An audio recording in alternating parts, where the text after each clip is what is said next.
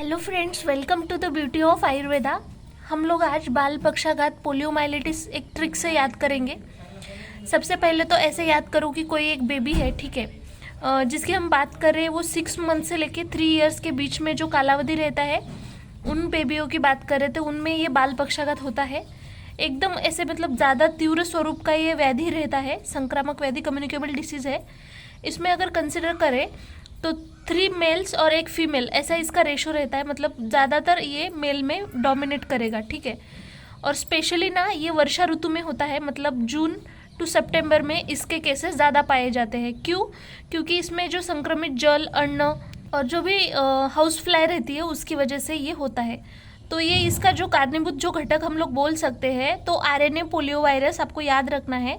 इसका जो प्रसार होता है, मतलब स्प्रेड कैसे होगा ऑदर को, तो फीको ओरल रूट रहेगा, या फिर ड्रॉपलेट इन्फेक्शन जैसे भी संक्रमित जल, दूध, फल, माशा, इसके द्वारा हो जाएगा, ठीक है।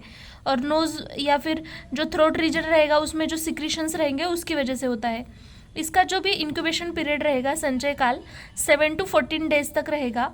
और ये स्पेशली जो मुख और गुद मार्ग से संक्रमण इसका होता है।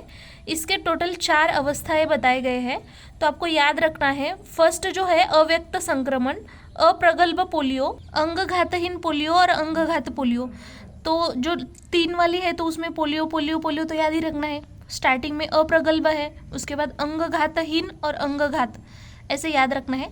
तो सबसे पहली वाली जो स्टेज है, उसमें कोई लक्षण नहीं दिखते हैं, इस वजह से उसको अव्यक्त बोला है, ठीक है।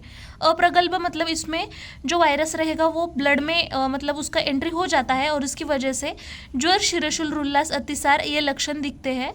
अंगघातहीन पोलियो में क्या होता है, जो भी ग्रीवा, पृष्ठ प्रदेश रहता है, उसमें स्टिफनेस आ जाती है, और इसकी वजह से पेन होता है, अशक्तपना आता है। अंगघात पोलियो में मतलब इसमें याद रखना है, ये रियल स्टेज है जिसमें पक्षाघात होता है। मतलब उसमें ज्वर, अरुचि, शिरशूल, छर्दी, मलावरोध, उदरशूल, ये सारे लक्षण दिखेंगे। और इसमें जो ट्राइपॉड साइंस रहेंगे वो भी दिखेंगे। इसकी वजह से बेबी अच्छे से प्रॉपरली बैठ नहीं पाएगा। जो भी मतलब मांसपेशी रहेंगे, उसमें कठिनता आ जाएगी। इसका उपद्रव अगर देखा तो इसमें की वजह से पंगुता आ जाती है, बेबी में पंगुत्व। इसको हम लोग कैसे रोक सकते हैं, प्रतिबंधन कैसे करवा सकते हैं? सिंपली इसको क्या करना है, अगर हमें ऐसी केस मिलती है तो आरोग्य विभाग को बता देना है। पृथक्करण उसको 3 वीक्स तक हमें सबसे अलग रखना है, मतलब उसको स्कूल वगैरह नहीं भेजना है। इसमें ना मलमूत्र, स्टीवन, इसकी वजह से संक्रमण होता है, तो वो भी याद रखना है। स्वच्छ जल का प्रयोग करना है। लसीकरण में हम लोग जनरली पोलियो लस देते हैं, सभी को पता है।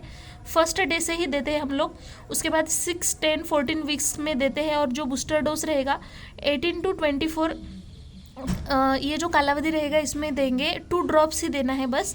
इसका अगर हमें कंप्लीट इरेडिकेशन करना है, तो इसके लिए एक प्रोग्राम भी बनाया गया है, पल्स पोलियो कार्यक्रम बोलते हैं जिसको, जो 5 इयर्स के बीच में जितने भी बच्चे हैं, उनको सभी को ये लस दी जाती है।